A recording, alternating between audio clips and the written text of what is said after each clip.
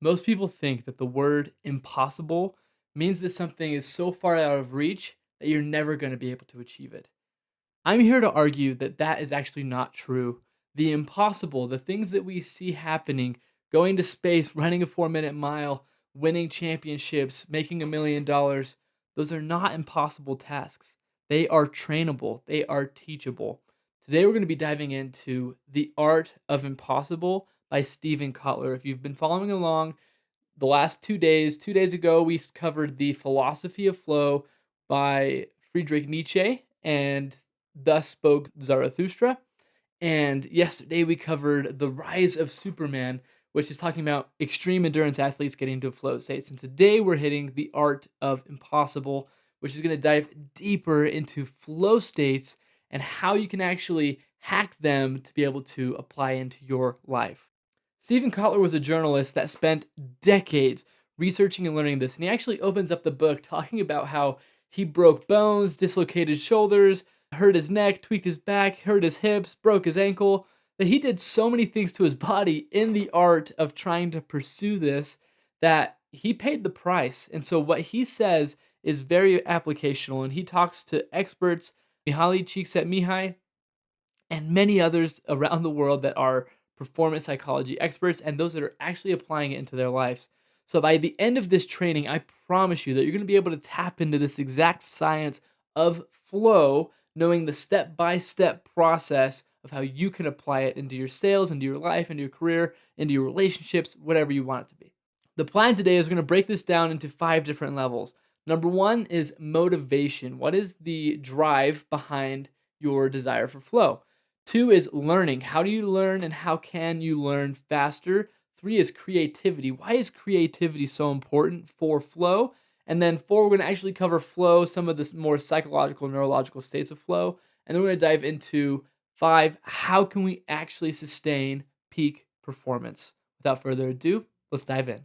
Part 1 is all about motivation. Motivation is the fuel for your impossible. There are 2 main types of motivation: intrinsic motivation and extrinsic motivation. Intrinsic motivational factors are much more powerful. They are things that drive you for purpose and ambition, curiosity, things that get you going internally. External are things like money, cars, girls, external things that you can get as reward for working. Not that you can get girls for working, but money, cars, things, stuff like that. That's all extrinsic. Your salary is extrinsic. Whereas something intrinsic is internally motivating to you. And there are 5 levels to intrinsic motivation: curiosity, purpose, passion, autonomy, and mastery. Number 1 is curiosity. Curiosity is just having a basic level of, what can I learn about this? How can I learn about this?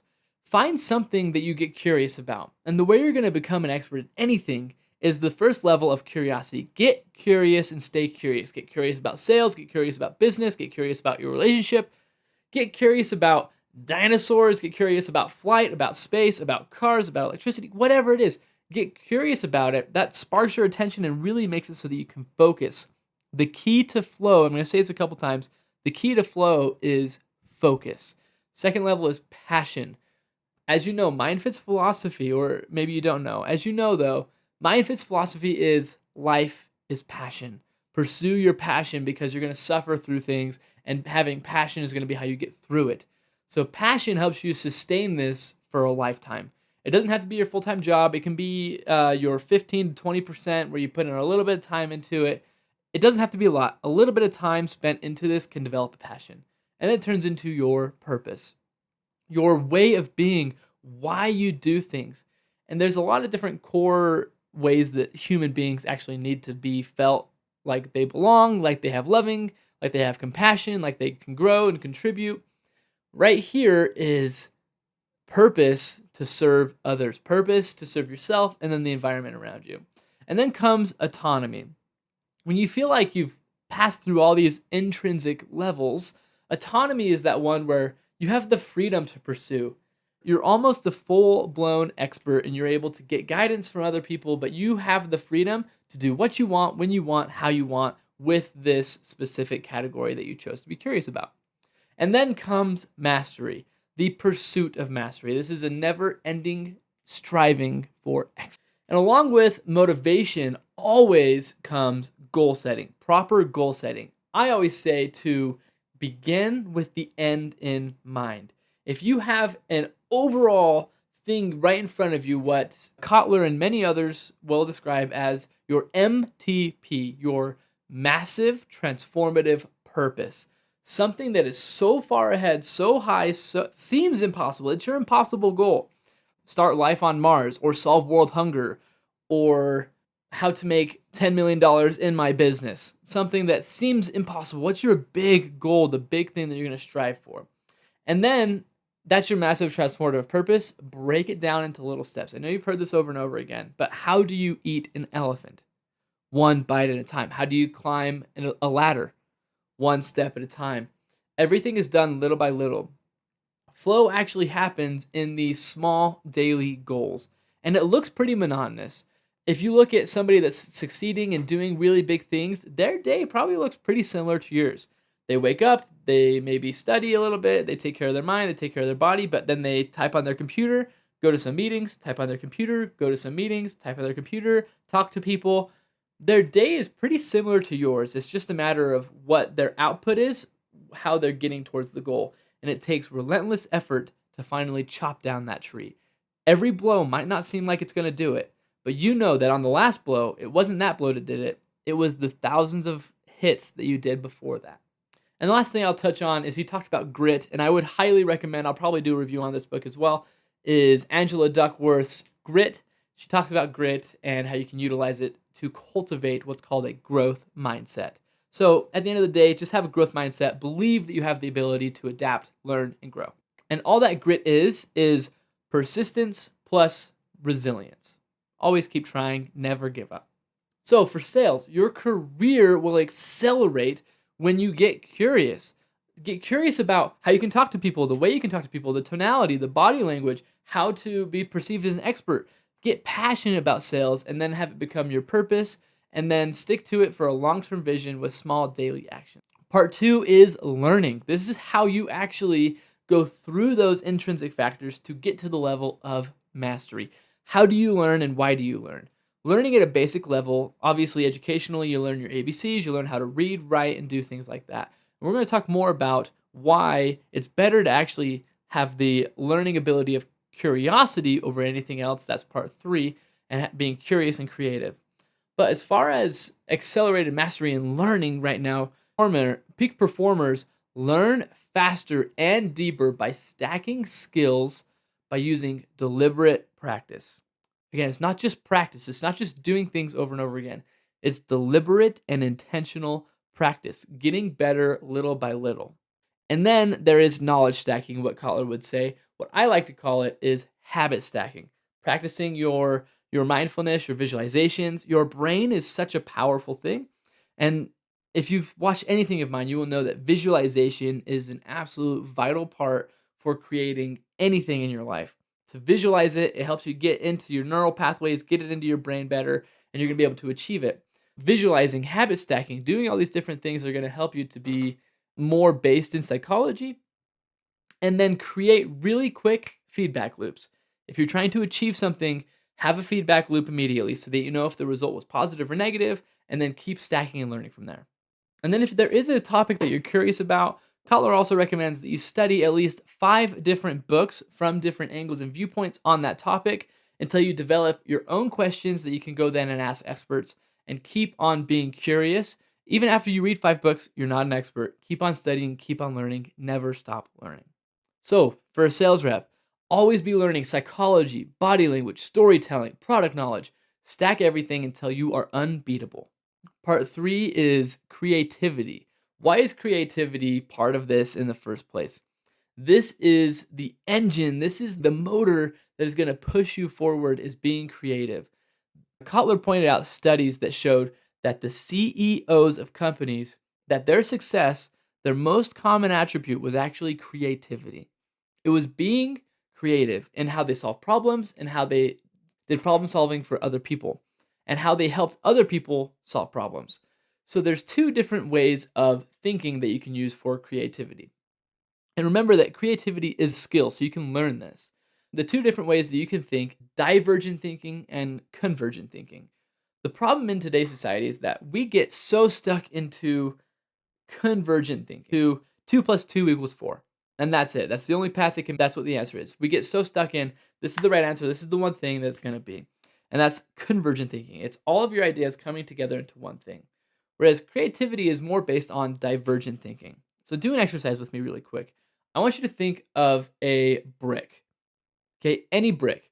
And give me as many possible uses for this brick as you can possibly think of, and pause this, and in the next 30 seconds, how many ideas can you come up with for that brick? Okay, now that you paused it and you went through that, I'll tell you some of mine. It can be a door stopper, a flower holder, it can be a gold brick so you can use it for money, it can be a stool. I'm just doing these off the top of my head. I didn't actually write any of these down. But there's so many different things that you can do with a brick. You can make it a ladybug. You can make it a decoration. You can use it to break something. You can use it as a hammer. You can have a big cinder block to be able to build a house. You can use a brick and bricks for lots of different things. So that's more divergent thinking. And then you converge them into what is actually going to be applicational for your MTB, massive transformative purpose. And what happens is when you get creative, you're introducing all of the same neurochemicals that happen in flow: dopamine and anandamine, and sometimes norepinephrine and serotonin. When you come up with really cool creative ideas, these are patterns and they help you to create thought processes that you can recognize so you can get into flow even better. And a little tip and trick for you is, if you feel like you're having a hard time being creative, change your environment. Go somewhere different. Go out in nature. Go to a cabin. Go and be somewhere different. Go to a hotel. Go somewhere different, and you can start to have creativity maybe sprout itself up again. So for sales, when you're pitching, think divergently. Think of how many different options and maps and paths that somebody has, and then convergently come to a clear offer and a clear thing that you're going to be able to help this prospect with. Part 4 is flow, the actual state of peak human performance. The core idea is that flow is the ultimate accelerator of learning, motivation, and creativity, the three things that we just hit on. It's how you're going to develop and become an expert. The definition here is, when you're in flow, you're totally absorbed, you're absolutely focused on the task at hand. Time seems to dilute, and you seem to take action effortlessly. In the last training, we talked a little bit more about flow triggers, but here's some more for you. The psychological triggers are that you have a clear goal, you have immediate feedback, and you have a thing on your challenge to skill ratio, that the challenge you have matches the level of skill that you are at. For your environment, is finding somewhere that is new, maybe complex, and unpredictable so that you can adapt and learn along with your environment. And socially, create a level of risk within your group and have some active listening skills to be able to share your goals together and come up with a way that you can all come up with a purpose, a begin with the end in mind, a massive transformative thing, a huge goal, a vision that you can come up with together. And to repeat from yesterday, the flow cycle is: one, there's a struggle, there's a loading effort. Think of this as your warm up. You're on a run and you can't go anymore. You're breathing so hard that you just don't feel like you can go anymore. Or you're squatting so much that you just can't go anymore. And then you just let it go. And you just keep running. You kind of keep training. You kind of keep playing basketball. You keep on the task. You keep writing. You keep learning. And then you just release it. And then you get into this second wind, this fourth wind, these barriers that you can just overcome and pass. And then you have physical and psychological things that you feel like you thought were never possible before, but you're able to achieve them when you get into this flow state. And then very, very important is to be able to recover. We're going to talk more about this in the next one. So for sales, utilize visualization and mindfulness meditation techniques to hack yourself into flow states where you can feel the best during your calls, during your prospecting, and trigger it with clear goals, leaning into risk. Your brain loves risk. It gets you a rush of dopamine, which helps you get into flow better. Have a little bit of risk involved, and then reset with recovery when you get a little bit of pushback, and then reset. Finally, part 5, how can you sustain flow to be able to achieve the actual impossible? Remember, impossible is not mystical, it's achievable, it's teachable, it's trainable. So this is all about creating a repeatable system, a step-by-step process that you can utilize over and over again. So I'm going to keep this section very simple. The foundation for this is your body. Your physical body is very important for flow. Nutrition, sleep, exercise, your core mindset, your growth mindset, and your relationships, your social environment. Are they stressful or are they not? Try and have as much cooperation and support as you can in your social group. But overall, nutrition, eat healthy, sleep at least 7 to 9 hours a night, and then exercise. Get up, move, specifically strength train that's going to help you be able to have more brain capacity, and then do cardio.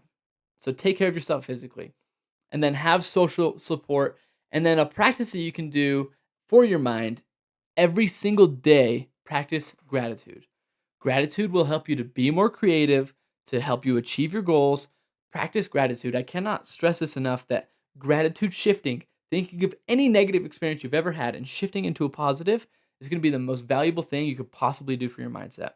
And then mindfulness training, using metacognition, thinking of thinking, to learn how to focus, to get better at focusing and slowing down and getting your brain to work in both systems, fast and slow. And then this is your playbook. There's 5 daily non-negotiable things. These are non-negotiable. You have to do these things every single day. Number 1 is a practice of gratitude, a journal or a prayer, whatever it looks like for you. Number 2 is you have a clear goal. You have a big goal and you have step-by-step small goals along the way. 3 is that you're always learning something, either a skill or a knowledge asset. Always be learning, be applying something. And then 4 is physical training, exercise, get yourself moving, get the blood pumping, keep your body healthy. And then 5 is create a flow block. Block a period of time that you can be in flow and allow yourself to be as creative as possible. This can be in the morning, in the afternoon. It doesn't have to be the same time every day. Just be sure that you block aside time for your flow state. The best practice is to do the same time every day, typically in the morning. That's when you're going to be able to have the most awareness, but do what works best for you. So, for those in sales and business, build daily rhythms that guarantee the consistency of gratitude, having the mindset of gratitude, being able to practice your skill, exercise regularly, and do deep work to get into a flow state with clear goals in front of you.